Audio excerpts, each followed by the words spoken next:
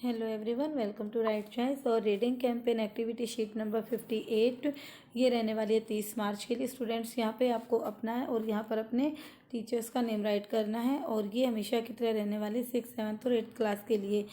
तो आज की हमारी जो एक्टिविटी शीट है वो इंग्लिश सब्जेक्ट के बेस पे है और टॉपिक है story.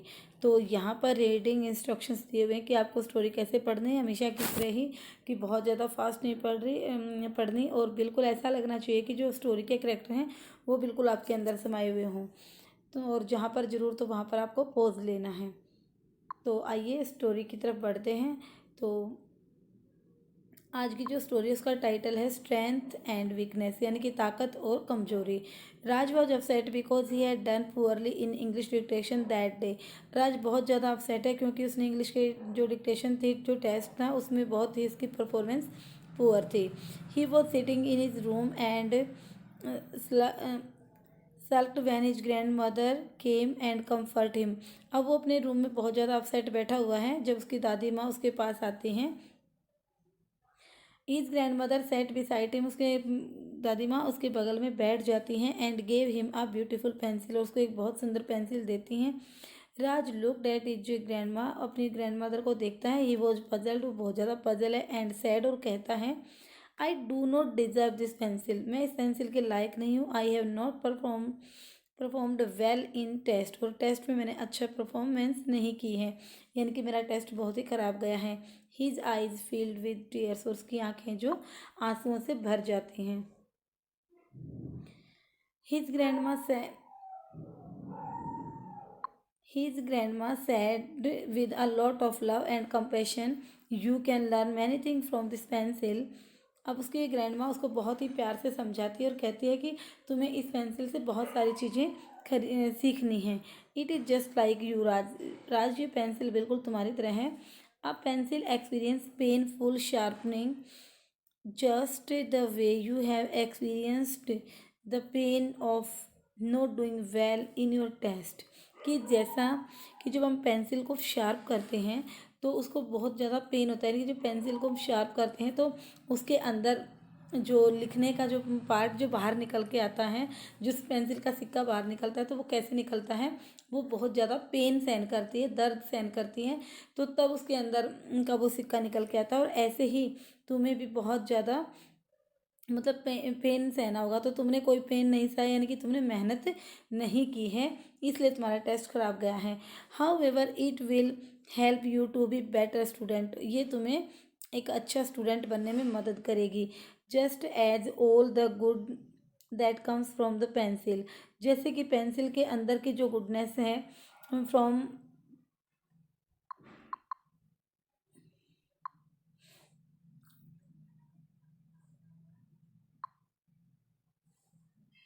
just as all good that comes from the pencil is from within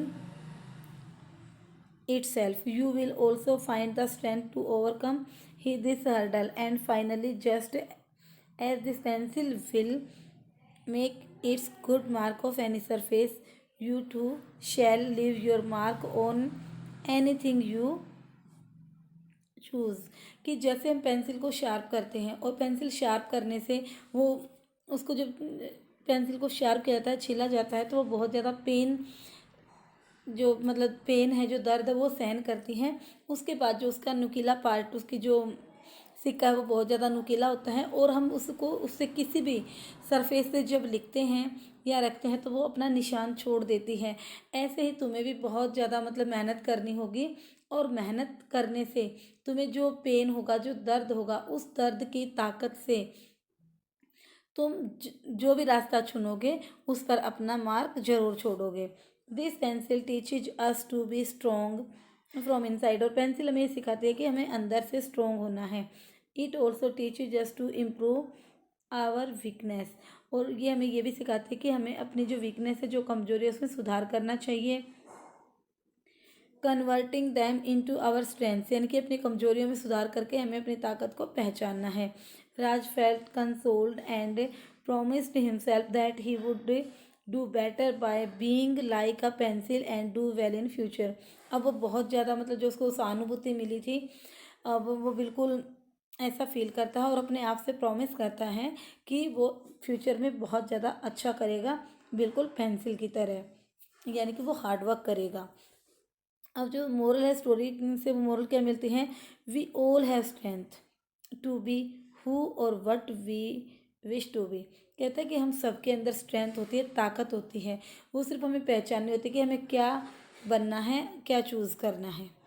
ठीक है, यानी कि हमारी जो कुछ बनने की इच्छा होती है या जो हम हैं वो हमारी इच्छा होती है, उस इच्छा को पूरा करने के लिए हमारे अंदर ताकत होती है और सिर्फ हमें क्या करना होता है, उस ताकत को पहचानना होता है। तो अब सजेस्टेड एक्टिविटीज़ क्या हैं, आइए देख लेते हैं। तो फर्स्ट जो एक्टिविटी है वो क्या है?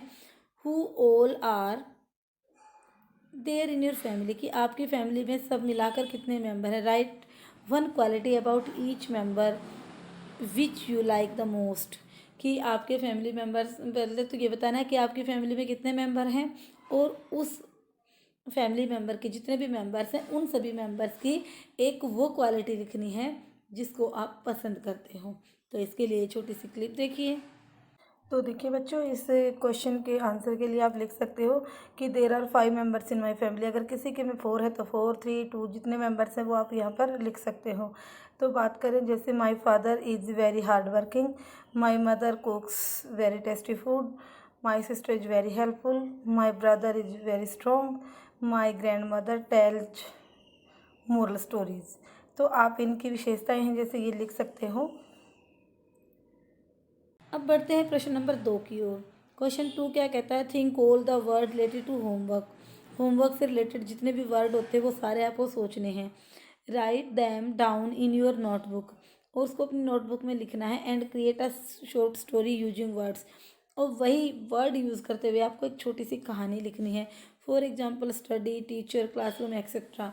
तो आपके जो वर्ड हैं कहानी में इस टाइप के वर्ड आने चाहिए कि आपको होमवर्क दिया गया है, आप उसको कैसे करते हो कैसे नहीं। तो इसके लिए आप ये छोटी सी क्लिप देखिए। तो बच्चों, इस क्वेश्चन के आंसर के लिए आप होमवर्क से जो रिलेटेड जो आपको स्टोरी बनानी है आप लिख सकते हो। होमवर्क, ओ हाउ कितना सारा है। आई हेट होमवर्क, मुझे होमवर्क बिल्कुल अच्छा नहीं लगता। Every time the teacher give the students in my class assignment to be done at home, कि हर रोज़ है ना मेरी टीचर क्या करती है, स्टूडेंट को असाइनमेंट देते हैं घर से करने के लिए। Never did mines rather than I do my assignments I would go out to play by the time I reached home. कहते हैं कि my mom always do ask if I have any homework to do, I will her my usual reply that I don't have any. तो क्या कहता है कि जब मैं अपने मतलब घर पे जाकर खेलने चला जाता हूँ और खेलकर जब वापस आता हूँ तो मेरी माँ पूछती हैं कि आपने अपना होमवर्क कर लिया। तो मैं कहता हूँ कि आज हमेशा की तरह जैसे बच्चे बोलते हैं कि मेरे पास आज कोई होमवर्क नहीं दिया। बट माई मोम इज़ वेरी स्मार्ट, लेकिन मेरी मदर जो बहुत ही स्मार्ट है, तेज है। So she knows that I am lying, और वो जान जाती है कि मैं झूठ बोल रहा हूँ। तो इतनी सी कहानी बेटा आप इसमें लिख सकते हो। Now question number 3, the above story is about being hopeful and never giving up. यानी कि जो हमें ये ऊपर जो स्टोरी जो दी गई वो हमें आशावादी बनने के लिए कहती है कि हमेशा हमें होपफुल रहना चाहिए, कभी भी हमें निराश नहीं होना है। थिंक ऑफ एन इंसिडेंट, ऐसा कोई इंसिडेंट सोचो, ऐसी कोई घटना सोचो। When your performance was not satisfactory in your class test, की क्लास में आपका टेस्ट हुआ और आपकी परफॉर्मेंस अच्छी नहीं रही हो, यानी कि क्लास में आपने कभी टेस्ट दिया और टेस्ट में आपके अच्छे मार्क्स नहीं आए, ऐसी कोई घटना सोचो। And how did an elder, Elder मतलब कोई बड़ा, और किस प्रकार से किसी एक बड़े ने एट होम कंसोल यू, आपको सहानुभूति, आपके प्रति सहानुभूति दिखाई, यानी कि घर के किसी फैमिली मेम्बर ने, किसी बड़े ने किस तरह से आपको समझाया होगा या सहानुभूति दिखाई होगी।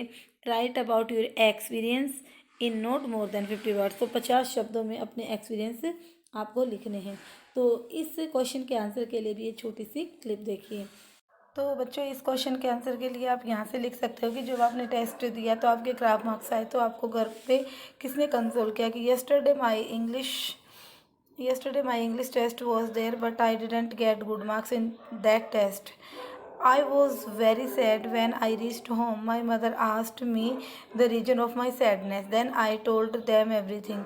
She explained me, we can't fix a mistake that has happened now.